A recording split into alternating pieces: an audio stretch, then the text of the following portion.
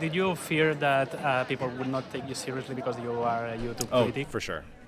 Definitely, yeah. Riley Brennan is now missing. She was last seen in Shelby Oaks. There is a dark and deeply haunted history in the woods of Shelby Oaks. Chris Stackman, good morning. How are you doing? Good. How are you? Before I start, I want to say that I'm a big fan of your channel. I've been thank for many years. I work on VFX, but I also have a YouTube channel, and I started 10 years ago, and it was because of you. You were a great inspiration. Wow, So, thank and you. I also took part on the Kickstarter campaign. Oh, thank you so much. Obviously, a pleasure to be here with you. Thank you so much. Yeah, no, this has been incredible. Welcome to Sitges. It's your first time Yeah. outside the US. How's the trip been going? Oh, it's beautiful here. It's really like the ocean, the view. You know, it smells different. Really? Yeah, no, it smells different than the States. It's really nice. Yeah. That's nice. You were supposed to be here 1 year ago with this Right, movie, yeah. but then the movie was put on hold. How many changes did you do to the movie in this whole year? Honestly, not that many, really. I mean, the reshoots that we did were about 3 days, which is not a lot at all. Most of the things we did were, we got to go back into what I had written in the original draft of the script, things that we didn't have enough money to do the first time when we made this movie for like very little. And we still have made the movie for very little. It's probably it's one of the lowest budget movies to get a wide release in theaters this year for sure.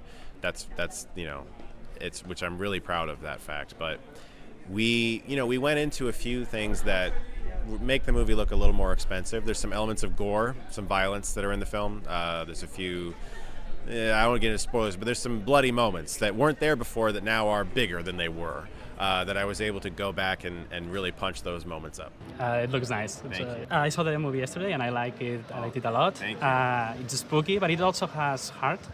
And I saw you said that it was a very personal movie for Yeah. you, and you based it on your real experience and your relationship with your sister. It is tough because you are sort of like showing the world a side of yourself that it's very personal. Like I didn't see my sister for quite some time as a teenager because of the way we were raised, and it wasn't until I was in my 20s that I was able to reconnect with her. And so it was a very strange time to sort of know your sister's alive, but have people telling you that your sister is spiritually dead in this religion that I was from. And so I wanted to try to find a way to take something that was personal to myself, that felt like it was part of me, but then incorporate it into a genre lens, And that was the approach, was just try to make something, that feels like it's genre, but also has this personal side. The movie is partly a found footage movie, and I feel like this kind of genre has been lost for the last 20 years, because it was very popular in the mid 2000s with Paranormal Activity, for example.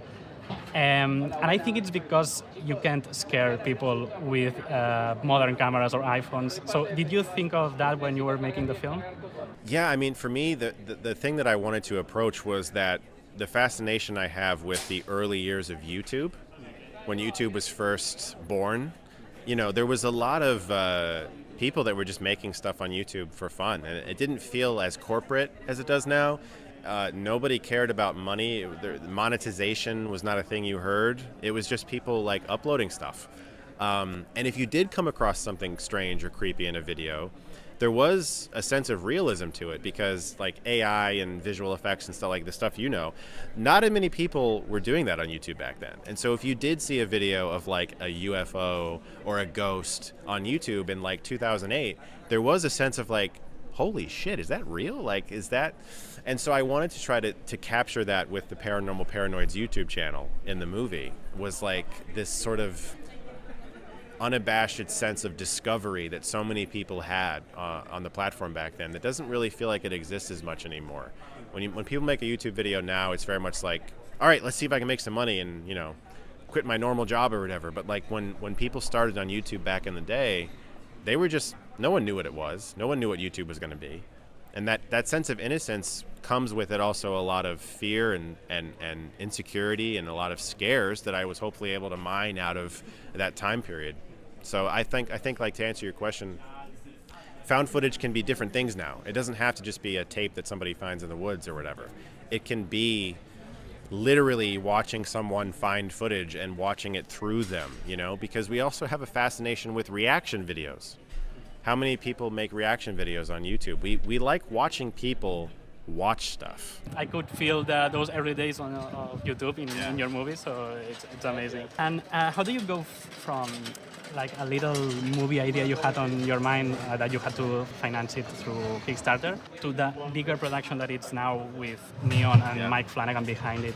I mean, it's a very long journey. It's basically, you hear the word no a lot.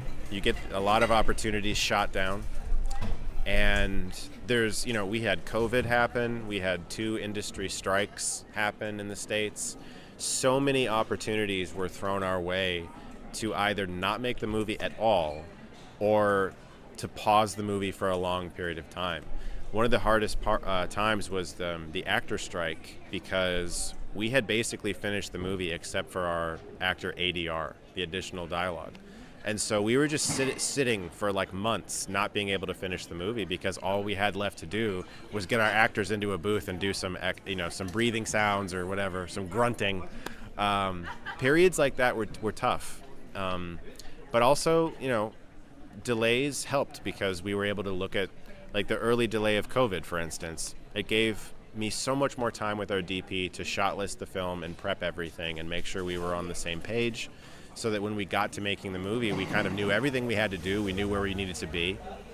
So it's been a long journey of just like making the movie for basically nothing, trying to do your best in every way, because we started doing just the YouTube videos first before we even shot principal photography.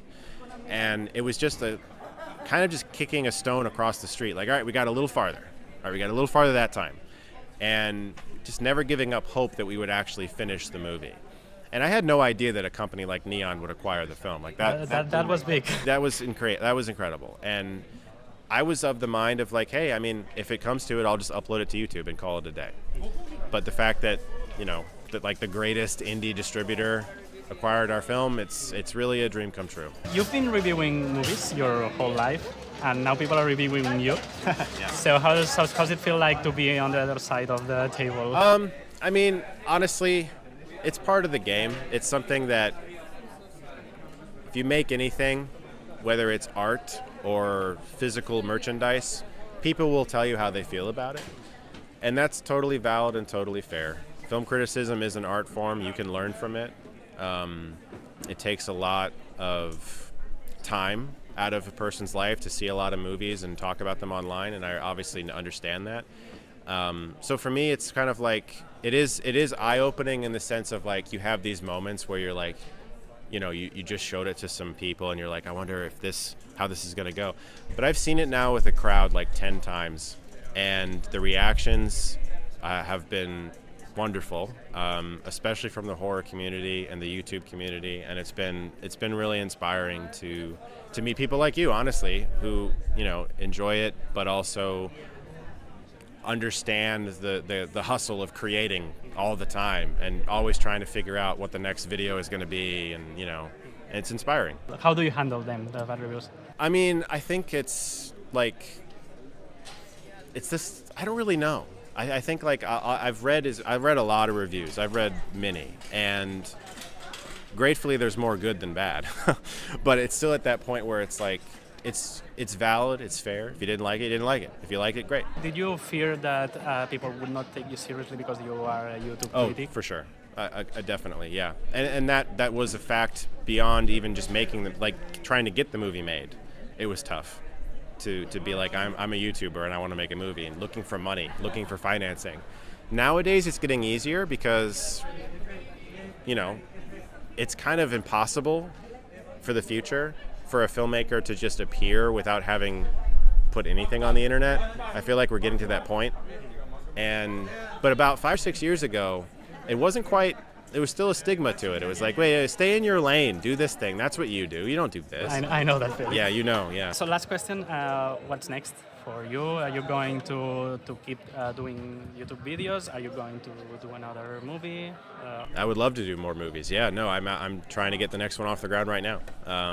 I will still talk about movies I love on YouTube for sure, and support filmmakers and make sure people go to the movies and see great movies. But yeah, no, I want to make movies for the rest of my life. That's great. Thank you so much, Chris. It's been a pleasure. It's good to meet you, man.